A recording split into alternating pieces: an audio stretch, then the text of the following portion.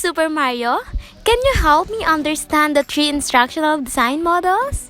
Sure, Princess. Let's go to my world and understand the three instructional design models.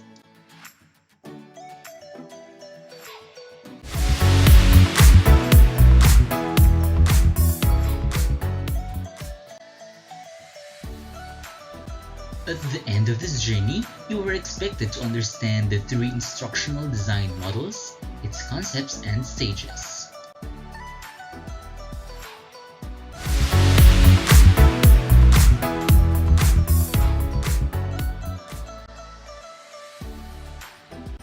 Hi, I am Luigi. I will help you understand the ADDIE model. ADDIE model is a traditional model used by instructional designers and training developers in designing and developing educational and training programs. Educators, instructor, designer, training developers find this approach very useful because it clearly facilitates implementation of effective training tools.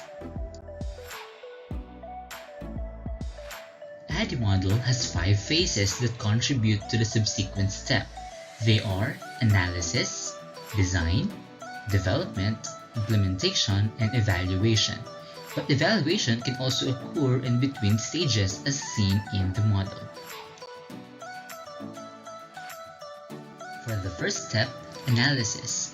This phase is considered as the goal-setting stage. In this stage, the instructional problem that the designer wants to address should be clear, objectives are established, and the learner's learning environment, level, and skills must also be put into consideration.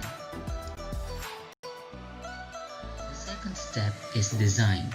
Its focus is the study, content, topic analysis, exercise, lesson planning, and media selection.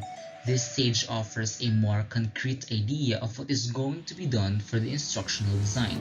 This is where the teacher decides what learning mode he or she is going to use. Is it blended or traditional? The third step is development. This stage is for the polishing details. This is where you build and construct the instruction. Will it be project-based or activities? This step ensures all elements of the design support the identified objectives on the first step. The fourth step is implementation. This is where a teacher follows the script or the lesson plan for a specific unit.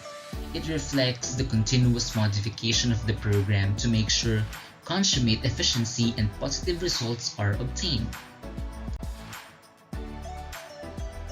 The last stage is evaluation. This stage is the last step of the ADDIE model.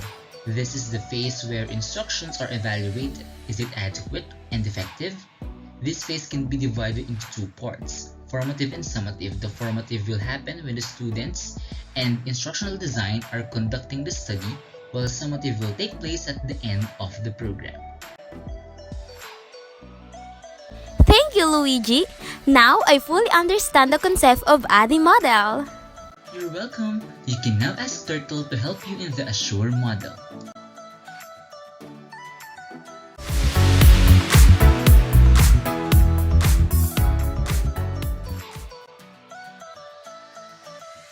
Hi, I am Turtle, and I will help you understand the Assure model.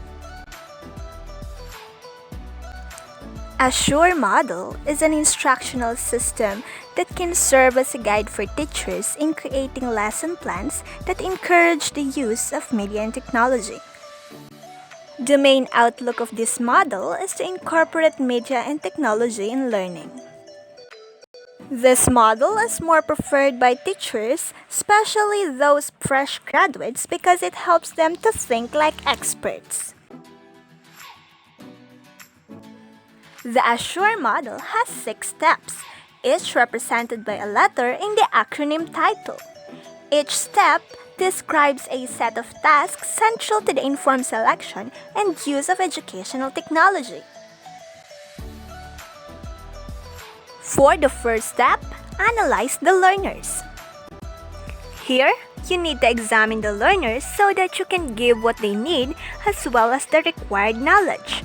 Some questions that may be asked are, Why are the learners taking this course? What are their learning styles and what knowledge is assumed? For the next step, we have state objectives.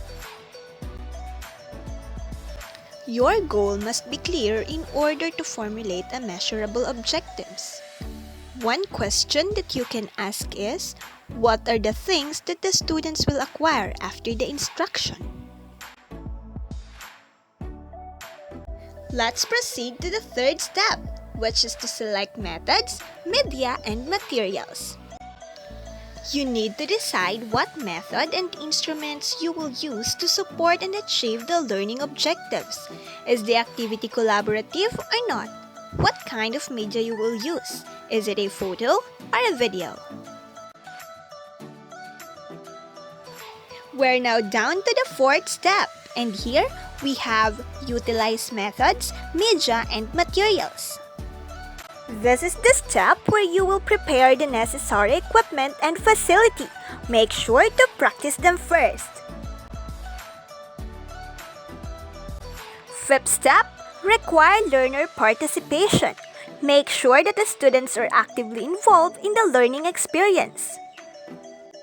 The goal of this step is to provide opportunities for learners to practice what they have learned. And we are now in the last step, which is also the most important step. Evaluate and revise. You must evaluate the instruction process from start until the end using the objectives you created in the beginning. By evaluating the learners against the objectives, we will know if the lesson was effective and whether any step needs to be modified or re-examined. And that would be all for a sure model. I hope you guys learned something. Wow! Thank you for explaining it, Turtle. I'll keep them all in my mind. You're welcome, Princess. Have a nice journey.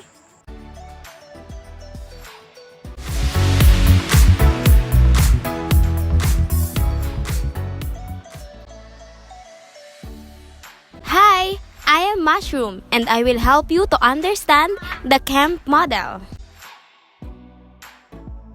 The emphasis of CAMP model is the interdependencies of the steps in the process with the belief that instructional design is a continuous cycle with revision, being an ongoing process to improve and adjust as needed.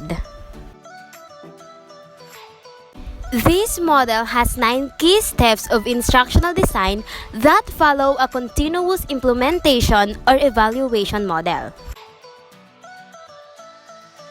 The focus of the first element is on defining the learning outcomes for the course.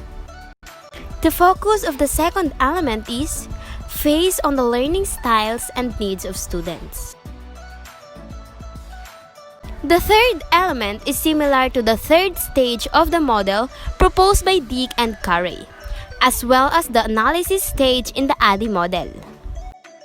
The fourth element, content and task analysis, is the phase that most specifically focuses on the whole learner and determines the depth of understanding of a new material that the learner should be able to demonstrate.